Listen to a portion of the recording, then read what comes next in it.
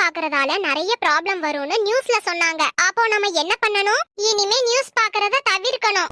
மதிய உணவை கொண்டு வந்தது யாரு? நாங்க எல்லாருமே கொண்டு வந்திருக்கோம் மிஸ். நான் ஒண்ணும் அத கேக்கல. நீங்க கேட்டாலும் நாங்க கொடுக்கறதா இல்ல.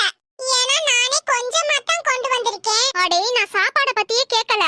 நான் மதிய உணவு சட்டத்தை யாரு கொண்டு வந்தாங்கன்னு கேட்டேன். இத முன்னாடியே சொல்லிருக்கலாம்ல. சொல்லிருந்தா அப்பவே ஆன்சர் தெரியாதுன்னு இருப்போம்.